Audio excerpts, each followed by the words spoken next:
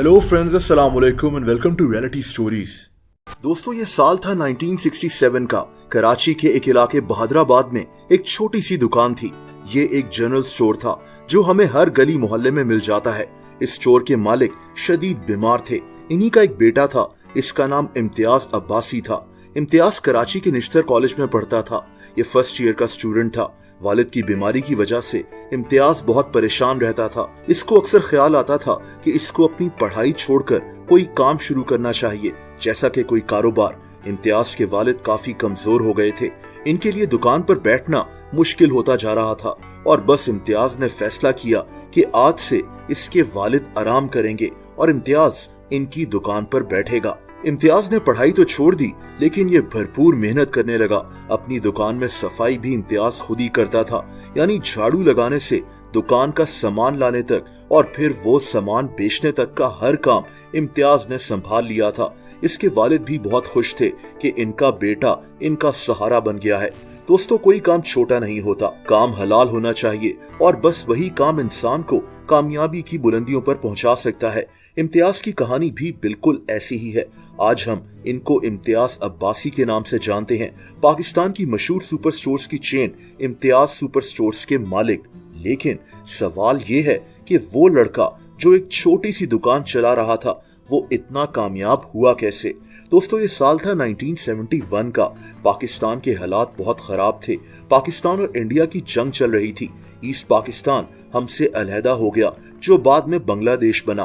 खैर, पाकिस्तान में अनाज की कमी हो गई थी और तभी लोगों को राशन कार्ड्स दिए जा रहे थे कि वो किसी भी दुकान से जाकर आटा, चीनी वगैरह ले सकें। इम्तियाज ने सोचा कि क्यों न राशन की एक दुकान ले ली जाए। इसी फैसले ने इम्तियाज की जिंदगी बदल दी। देखते ही देखते इसके पास तकरीबन 35,000 लोग अपना राशन कार्ड लाकर रजिस्टर हो चुके थे। ये लोग महीने में 2 दफा इम्तियाज से आटा और चीनी लेने आते थे। इम्तियाज को बहुत मुनाफा हो रहा था। दोस्तों, ये कामयाबी मिलने के बाद 1977 में इम्तियाज सिंगापुर घूमने फिरने चले गए और वहां इनकी नजर एक सुपरमार्केट पर पड़ी। इम्तियाज को ये कॉन्सेप्ट बहुत पसंद आया कि क्यों ना पाकिस्तान में भी एक ऐसा ही स्टोर खोला जाए जिसके अंदर हर चीज अवेलेबल हो। इम्तियाज पाकिस्तान वापस तो आ गए, लेकिन इनके जहन में अभी भी एक सुपरमार्केट खोलने का ख्वाब मौजूद था। दोस्तों, इस प्लान पर अमल करने में काफी अरसा लग गया। इम्तियाज आहिस्ता आहिस्ता जमीन खरीदने के पैसे जमा कर रहे थे कि किसी तरह एक बड़ी जमीन खरीद ली जाए और उसके ऊपर एक सुपरमार्केट बनाया जाए। 1993 में इम्तियाज ने कराची में एक छोटी सी सुपरमार्केट बना ली। दोस्तों, ये आइडिया भी काम कर गया। इम्तियाज को अब यहाँ से बहुत फायदा हो रहा था। 4 साल बाद इम्तियाज ने चावल की एक मिल भी लगा ली। इम्तियाज अब कामयाबी की बुलंदियों को छू रहे थे। 2001 में इम्तियाज ने कराची के इलाके अवामी मरकज में अपना दूसरा सुपर स्टोर भी खोल लिया। ये ऑलरेडी एक दुकान थी जो चल नहीं रही थी। इम्तियाज ने इसी दुकान को खरीदा और इसको भी एक सुपर मार्केट बना लिया। ये स्टोर भी बहुत कामयाब हो गया, बल्कि यहाँ से तो इम्तियाज को डबल सेल मिलना शुरू हो गई। दोस्तों, इम्तियाज की अब शादी भी हो गई थी।